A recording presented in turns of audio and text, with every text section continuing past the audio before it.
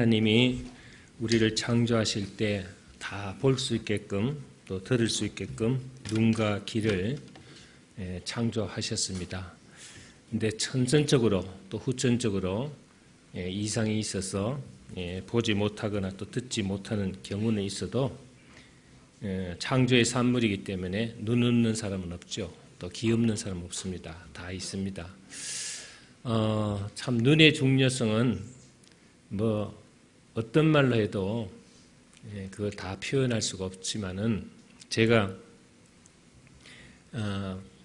밤에 조용할 때 설교 준비를 하고 책을 읽고 또 책을 쓰면은 집중이 잘 되기 때문에 한동안에는 낮에 자고 밤에 책 작업을 많이 했어요.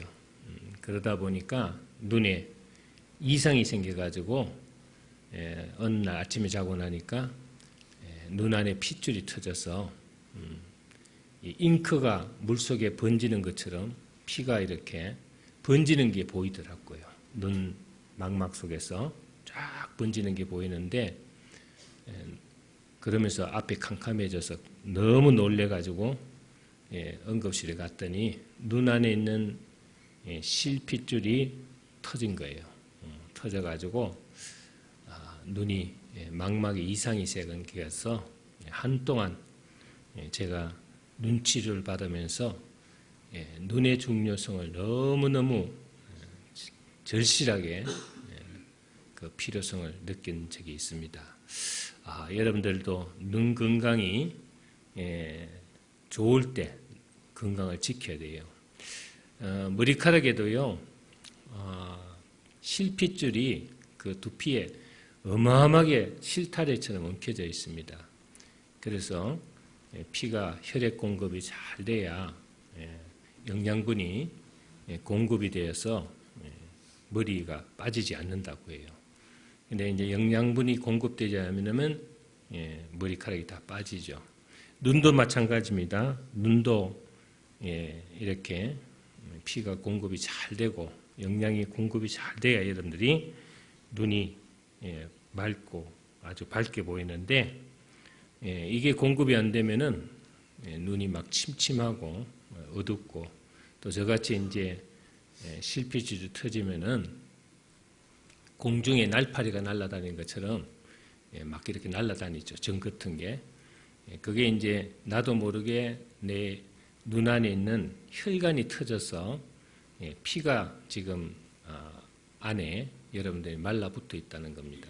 그래서 어떤 사람은 자꾸 눈에 날파리가 보인다, 뭐 파리가 보인다 이러는데 그게 아니고 눈 속에 있는 피가 터졌다는 겁니다.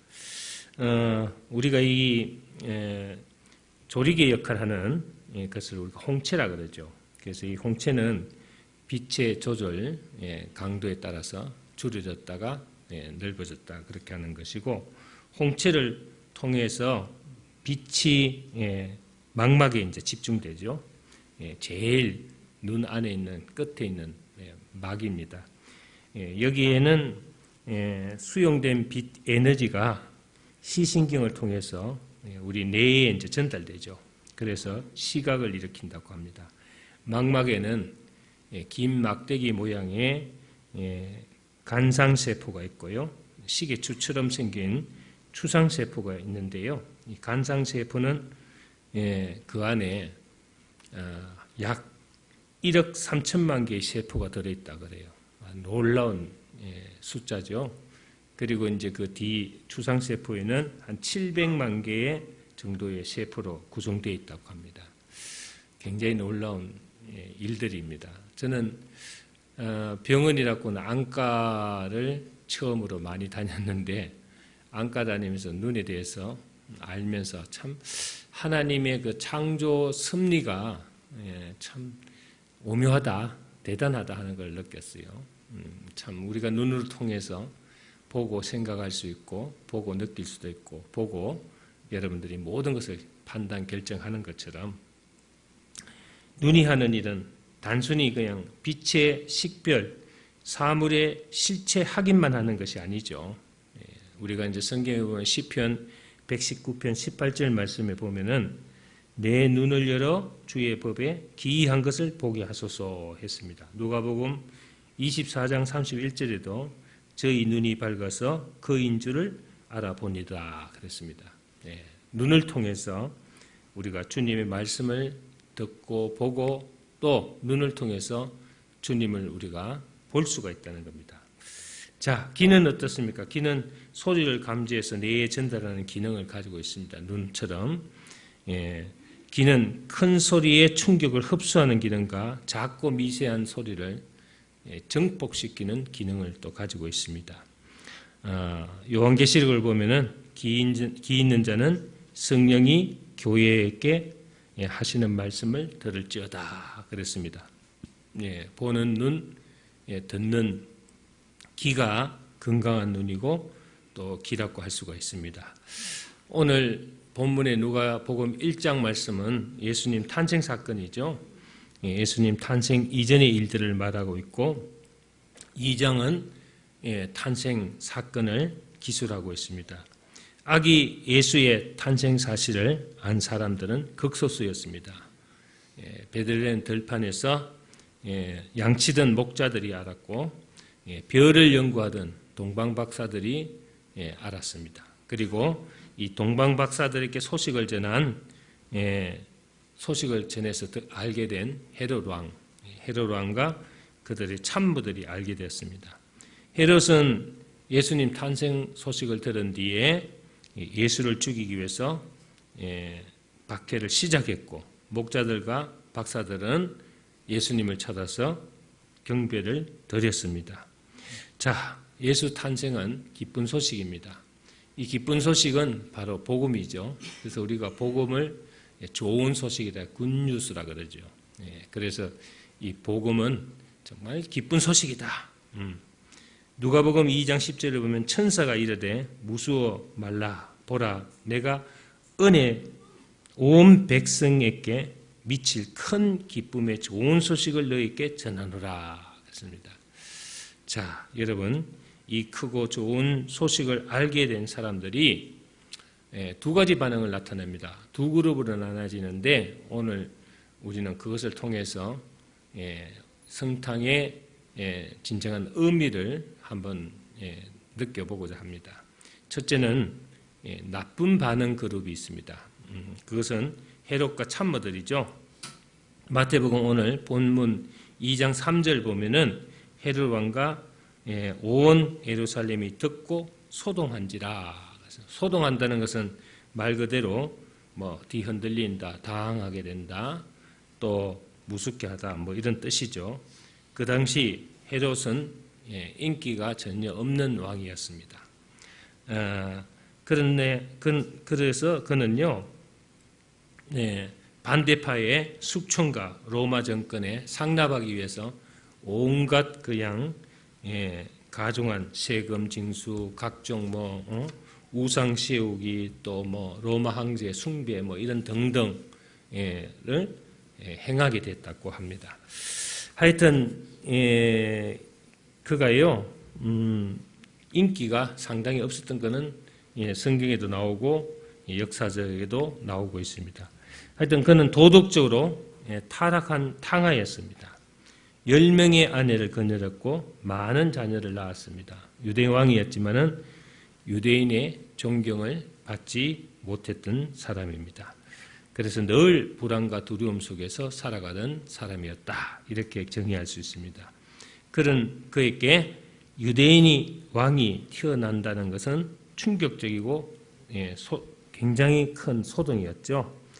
박사들의 얘기를 들었습니다. 이 땅에 오실 왕이 구주 예수가 이제 오게 됐다. 그렇게 얘기를 하니까 이 박사들의 이야기를 토대로 예수가 아마도 2살을 넘기지 않았을 거다 하는 추측으로 2살 이하의 그 영아들을 학살하게 했습니다. 학살하게. 이것은 애굽의 바로가 유대 여인들이 출산하는 아이들을 다 죽이라고 명령한 거하고 똑같죠. 자, 천사가 말한 대로 예수 탄생은 모든 백성에게 큰 기쁨과 좋은 소식이었어요. 굿뉴스였죠. 그때 헤롯 왕은 동방 박사들과 함께 아기 예수를 찾아가서 경배하고 예물을 드린 것을 선택했다면은 그는 죽을 때 악병으로 죽지 않았을 겁니다. 그런데 그의 왕권도 흔들리지 않았을 것이고 또 존경받는 왕으로 기록됐을 것입니다. 그런데 그는 그렇지 않았죠. 그는 보고 들은 것을 잘못 해석했습니다. 유대인 왕으로 나신 아기가 있다는 것을 듣고 자기 정권 경쟁자로 여겼거든요. 이 땅에 오신 예수가 왕이다 하는 그 말에 자기 왕의 지위를 박탈당하고 앞으로 자기가 그 예수라는 태어난 아이한테 그 왕권을 빼앗길 것을 염려한 나머지 그렇게 명령을 내린 거예요. 다 죽여라! 용서받지 못할 영아 학살을 지시했다는 겁니다. 사도행전 3장을 보면요. 날 때부터 안전병이 된 사람이 예루살렘 성전 앞에서 구걸하다가 베드로와 요한을 맞이했습니다. 그를 불쌍히 여긴 베드로가 예수의 이름으로 그를 고쳐주었죠. 이 사건을 보고 들은 사람들의 반응이 두 가지로 나타났습니다. 참 놀라운 일이다. 어떻게 이런 능력을 행할 수 있겠느냐. 정말 예수의 이름의 근세는 참 대단하다. 놀라울 일이다. 이렇게 평하는 사람이 있었고 어떤 사람은 너희가 무슨 근세로 누구의 이름으로 이 사람 병을 고쳤느냐. 그리고 막 캐고 시비를 걸고 박해를 하고 죽이려고 덤비 들고 그리고 협박했습니다. 예수의 이름으로 이런 일을 했노라고 말하지도 말고 가르치지도 마라. 이렇게 극단적으로 두 가지 반응을 일으킨 사람들을 우리가 볼 수가 있습니다. 이에 대해서 베드로와 요한이 뭐라 그랬냐니까 우리는 보고 들은 것을 말하지 아니할 수 없다. 내가 알고 있는 것을 또 본 것을 들은 것을 어떻게 말하지 않을 수 있느냐 이렇게 반발을 했습니다. 당시 유대 지도자들 보고 들은 것 때문에 베드로와 요한은 협박을 했고 또 헤롯 왕은 보고 들은 것 때문에 예수 아기를 죽이려고 영아 살해 명령을 내렸던 것입니다. 저는 이 시대도 마찬가지라고 생각합니다. 바로 보고 바로 듣고 바로 올바른 의식과 인식을 해야 되는데 잘못된 인식으로 예수의 탄생을 그릇되게 가르치는 사람들이 많습니다. 교회 다니는 사람도 마찬가지예요. 교회 다니는 사람들도 야 오늘 예배 빨리 끝나고 우리 놀러 가자 이런 사람들도 있습니다. 정말 예수님이 이 땅에 오신 것은 우리가 참 기쁨입니다. 이 땅에는 기쁨, 저 하늘에는 평화.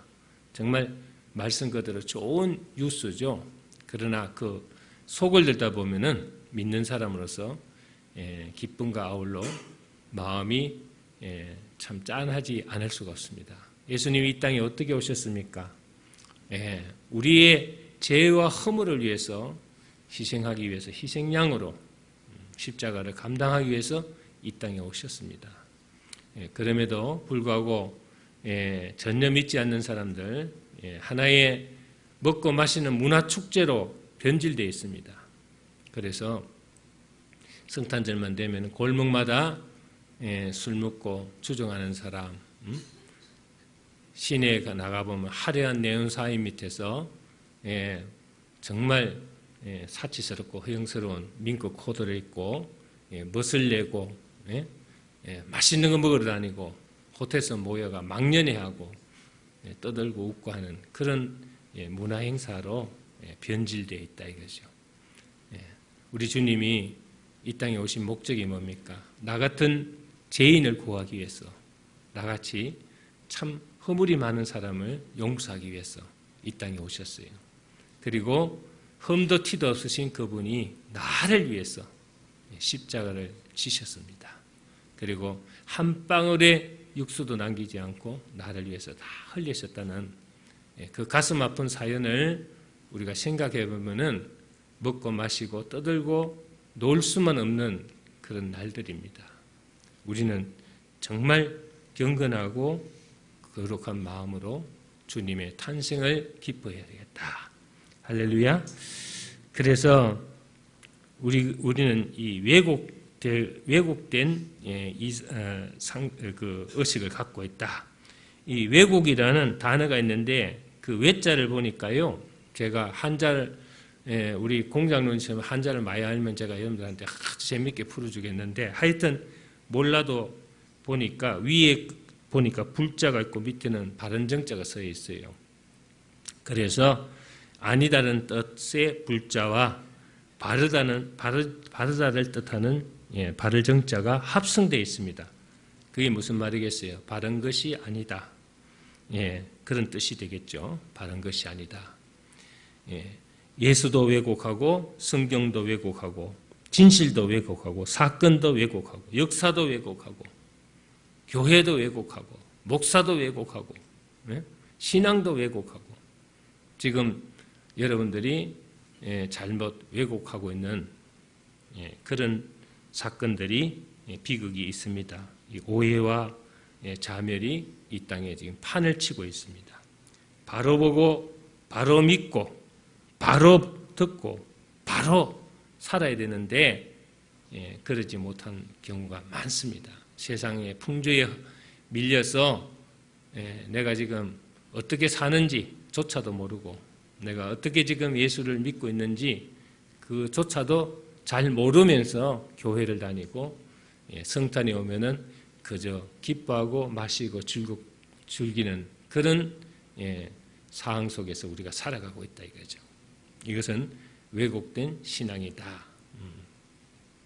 좋은 반응의 그룹이 있습니다. 여러 사람들이 있습니다. 첫째는 예수를 임신한 마리아겠죠.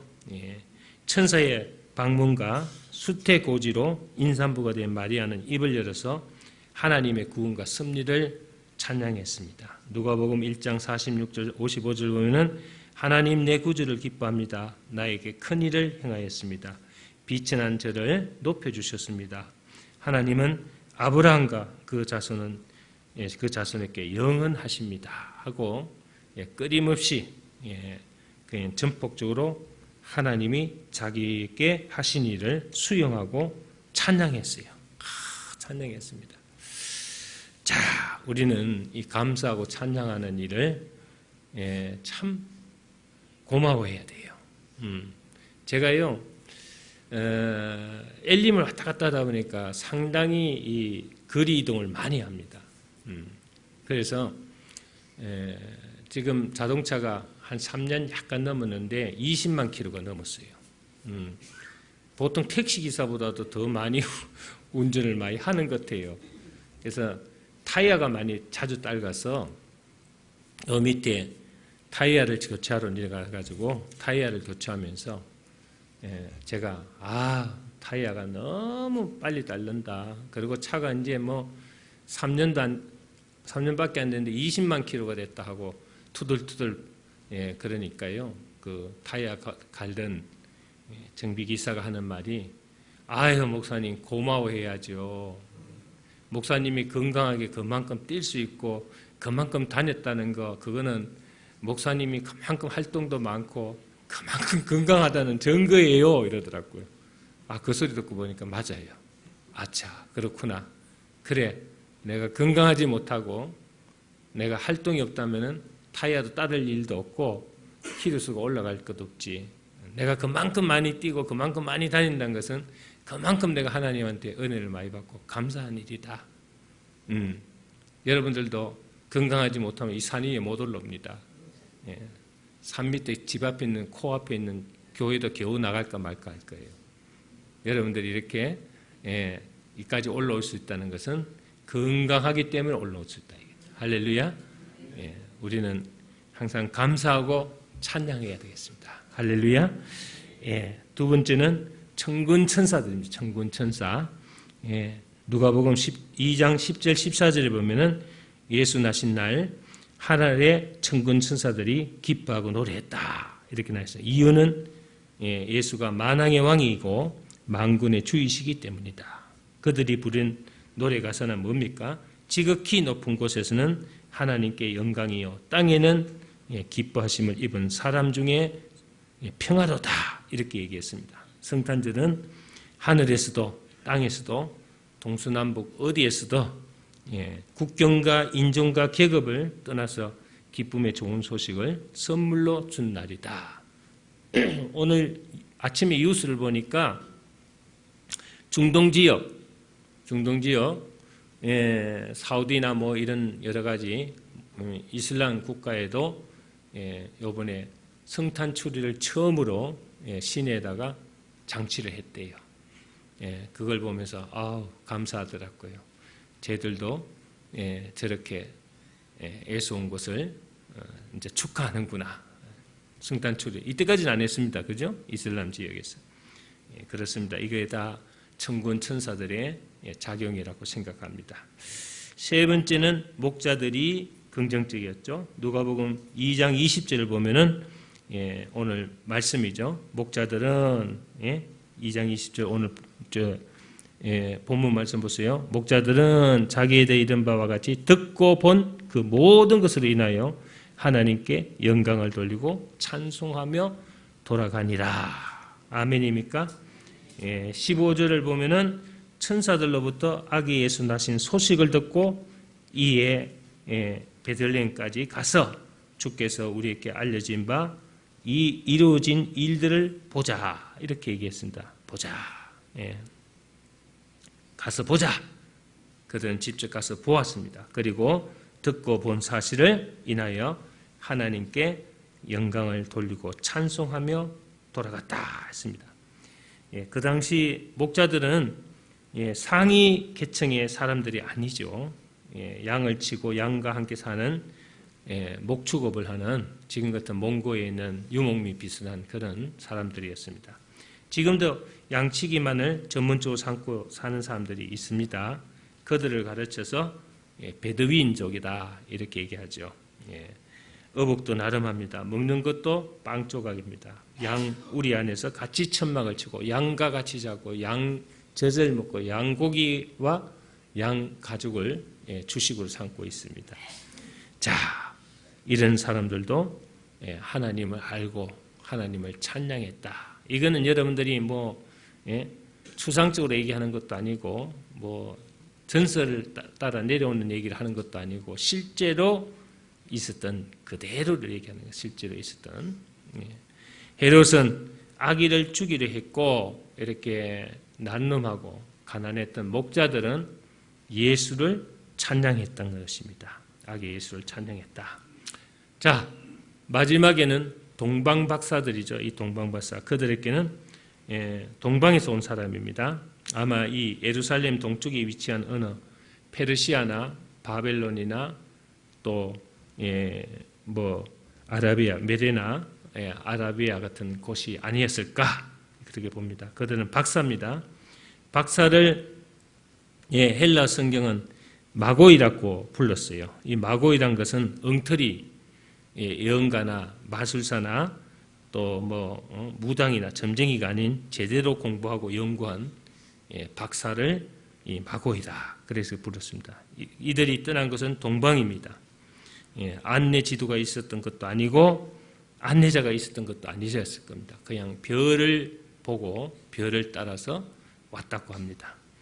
마태복음 2장 10절 보시면 저희가 별을 보고 가장 크게 기뻐하더라 이렇게 나와 있습니다. 또 11절 보면 집에 들어가 아기와 그 모친 마리아와 함께 있는 것을 보고 엎드려 아기에게 경배하고 보배합을 열어서 황금과 유황과 몰약을 예물로 드렸다 이렇게 했습니다. 자, 이 황금과 유황과 몰약은 예전에 이제 왕을 아련하고 왕에게 나아갈 때 왕에게 드리는 예물이라고 합니다. 몰약은 방부되고 황금은 변하지 않으니까 그리고 또 여기 보면은 유황도 마찬가지죠. 그래 하여튼 이 유황은 성전에서 제사 드릴 때 사용하던 가장 향기가 좋은 향료였다고 그렇게 합니다. 그래서 하여튼 왕을 아련할 때 이것을 왕에게 바치는 그런 역할을 했다고 합니다. 하여튼 그 당시 이 몰약은 최고의 방부제였다. 그렇게 생각하시면 됩니다. 그래서 인간의 죄를 대신해 죽으실 예수를 위해 썩지 않는 몰약을 선물로 드렸지 않는가 하는 생각이 듭니다. 말씀을 정리하겠습니다. 베들레헴 나신 아기 예수의 탄생 사건은 하나였습니다. 그 소식을 듣고 현장을 본 사람들의 귀나 눈도 똑같아요. 그런데 보고 들은 것 때문에 그 악이 받쳐서 예수를 죽이려고 하는 무리들이 있었고, 이 땅에 평화를 주러 오신 아기 예수, 평화의 왕, 영광의 왕, 구세주의 왕이신 그 예수를 찬양하고 경배하는 무리들이 있었다. 저는 이게 참 말이죠. 같이 여기서도 설교 들어도 꼭 두 분류로 나눠집니다. 딱 분류. 어떤 사람은 시험이 되는 사람이 있고 같은 설교에도 어떤 사람은 은혜를 받는 사람이 있고요. 보는 것도 마찬가지예요. 보는 것도 어떤 사람은 이상하게 보는 사람이 있고 옳게 보는 사람도 있고 다 이게 사람마다 틀립니다. 이 두 가지 반응이 꼭 우리에게 나타나게 돼 있죠. 눈은 다 같은데, 귀는 다 같은데, 보는 것은 다 같은데, 듣는 것은 다 같은데 왜 이게 틀릴까? 예전에 갈렙과 그 일당들이 정탐하러 들어갔을 때 그때도 두 가지 반응이 나타났죠. 한 무리들은 뭐라 그랬습니까? 그 거인의 아낙네들은 우리를 메뚜기같이 본다. 그러고 오히려 여호수아와 갈렙은 뭐라 그랬어요? 그들은 우리의 밥이다. 이렇게 완전히 정반대 현상을. 우리나라 옛날에 그 일본 사신으로 간 대신들도 그랬대요. 일본 갔다 오면요, 우리 전쟁 준비해야 된다. 또 일본은 아주 미개 국가다. 괜찮다. 이래서 임진왜란이 났던 거 아닙니까? 하여튼 똑같은 것을 보고 똑같은 것을 들어도 생각하는 것이 반대인 사람이 있다. 어떤 사람이 우리 교회 올라오면 참 산수도 좋고 풍경도 좋고 정말 전원주택에서 너무너무 나는 우리 교회가 너무 좋아 하는 사람이 있는데, 어떤 사람은 기름값도 많이 들고 눈도 오고 미끄러운데 왜 꼭대기에다 교회를 차려가지고 나를 이렇게 고생시키나, 이런 사람도 있다고. 오늘 성탄절이죠. 주님 오신 날 너무 기쁘고 감사한다는 사람이 있고요. 오늘 비도 축축 오고 말이지. 구질구질하고 오늘 에이 다 모르겠다 입을 뒤집어 쓰고 자는 사람도 있어요. 이렇게 똑같은 하나님이 창조하신 사람인데, 똑같은 눈이고 똑같은 귀인데 왜 이렇게 보고 듣고 하는 것이 다 다를까? 그렇습니다. 그 차이가 뭘까? 듣는 귀가 잘못되었기 때문입니까? 아니면 보는 눈이 잘못되었기 때문입니까? 그리고 듣고 본 것을 조종하고 통제하는 마음이 타락했기 때문입니까? 여러분, 저는 여러분들 마음의 상태에 달려 있다고 봅니다. 마음의 상태. 할렐루야. 어떨 때는 행복하고 기쁘고, 어떨 때는 힘들고 어렵고, 어떨 때는 여러분들이 마음의 상태에 따라서 참 죽었다 다시 살아나도 나는 저 사람을 만나서 사랑할 거야. 정말 저 사람이 아니었다면 나는 어떻게 살았을까? 정말 소중하고 귀한 사람이야. 이렇게 하다가도 어느 날 보면 때려주기도 시원치 않고 갈아 마셔도 시원치 않을 사람으로 변하고, 이게 여러분들 마음의 상태에 따라 돼요. 마음의 상태. 이제 내가 산 것이 아니요 오직 내 안에 그리스도께서 사신 것이다. 여러분들 마음속에 예수가 들어와 있으면은 여러분들이 행복해지고 천국인데, 여러분들 마음속에 예수님이 떠나 있으면은 지옥이 되고 괴롭고 힘들어지는 거예요. 아시겠습니까? 그래서 여러분들 마음속에 항상 예수님을 모시고 아름답고 행복하고 기쁘게 살아가는 것이 관건이에요. 그러면 귀도 밝아지고 눈도 똑바로 보고 그런데 그 안에 예수가 없고 귀신이나 마귀가 들어가 있으면은 보는 것도 뺐다가이 보고 듣는 것도 뺐다가이 듣고 마음이 괴롭고 힘들어지는 거예요. 어느 날 스데반 집사가 설교하고 있었습니다. 설교 내용은 유대인들이 죄 없는 예수를 십자가에 못 박혀 죽였지만은 하나님이 다시 살리셨다는 것입니다. 그런데 사도행전 7장 54절을 보면은 저희가 이 말을 듣고 마음에 찔러 저를 향하여 이를 갈았다 그랬습니다. 57절을 보면은 큰 소리를 지르며 길을 막고 그랬습니다. 58절을 보면은 성 밖에 내치고 돌로 쳐 죽였다 그랬습니다. 마음이 악하고 부패하고 타락하면은 이런 반응이 나오는 것입니다. 여러분, 나는 착한 사람이야. 착한 사람이기 때문에 나는 아름다운 일을 해야 되겠어. 나는 하나님의 고귀한 자녀야. 그렇기 때문에 성품도 고귀하게 가지고 거룩하고 경건하게 살아야 되겠어. 이런 마음을 갖고 있으면 여러분들이 벌써 태도도 행동도 다 마음가짐도 다 틀려지는데 에휴, 될 대로 되라 하고 그냥 뭐 했다 모르겠다 이러면 여러분들이 이상한 행동이 나오는 거예요. 여러분들이 정말 우리는요 보고 들은 사람입니다. 뭘 보고 들었습니까? 여러분들 구원을 보았고 기적을 보았고 복음을 들었습니다. 주님을 만났습니다.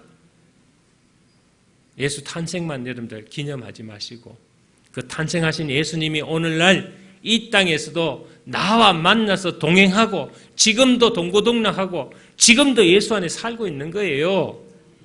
그 예수와 함께하는 귀한 날이에요. 그렇기 때문에 여러분들이 예수님 오신 것을 기뻐하고 감사하고 그것을 축하하기 위해서 여기 모인 겁니다.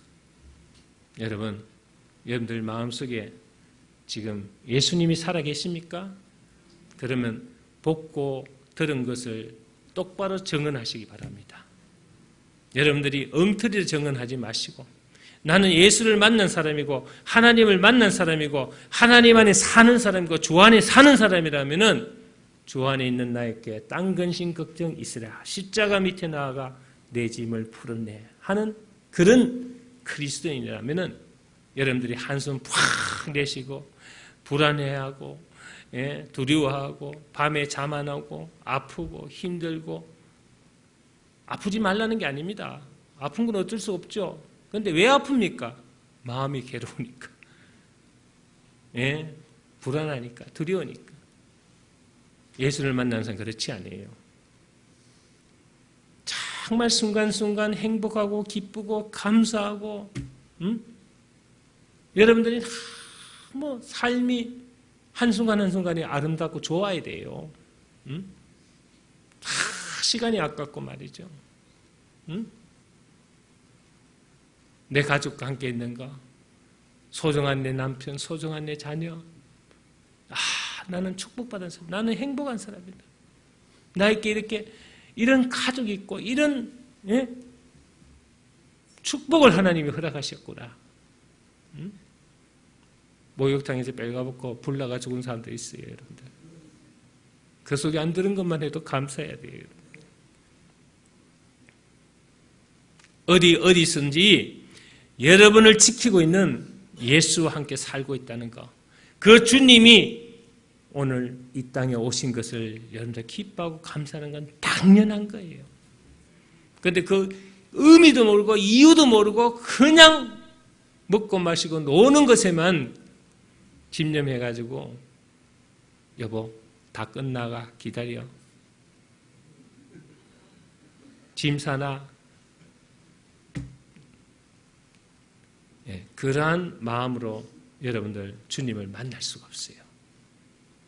여러분들이 오늘 참 보잘것없고 죄 많은 날을 허물이 많은 날을 못났음에도 불구하고 추함에도 불구하고 더러움에도 불구하고 오늘 이 죄인을 하나님께서 주님께서 나를 사랑하셔서 자녀로 삼으시고 제자로 삼으시고 이 귀한 일을 맡기고 이렇게 내가 하나님 안에서 봉사할 수 있고 이렇게 하나님을 찬양할 수 있고 이렇게 하나님과 함께 예배를 드릴 수 있고 하나님 앞에 찬양과 경배를 드릴 수 있다는 이 감격과 이 기쁨이 여러분들 마음속에서 막 불이 붙어야 돼. 용서듬치. 그래야 여러분들 사는 의미가 막 살아나고 생기가 살아나고 삶에 대한 활력이 막 그냥 내 안에서 막 불타는 거예요. 그게 없으니까 맨날 그냥 비 오면 우울하고 뭐 바깥에 쳐다보면 죽고 싶고 막 그냥 먹고 싶은 것도 많고 가고 싶은 데도 많고 먹고 싶은 거 많아서 먹었는데 취하고 배탈 나고 가고 싶은 데 많은데 가가지고 사고 나고 사오고 돌아오고 한번 따라합니다. 이제 내가 산 것이 아니요 내 안에 그리스도께서 사신 것이다. 아멘입니까? 이제는 내가 예수를 믿는 믿음 안에서 사는 것이다. 그렇습니다. 왕이신 나의 하나님, 내가 주를 높이고 영원히 주의 이름을 송축하리로다. 오늘 이 시간에 여러분들이 이런 마음으로 주님을 환영하시기를 바랍니다. 맞아들이시길 바랍니다.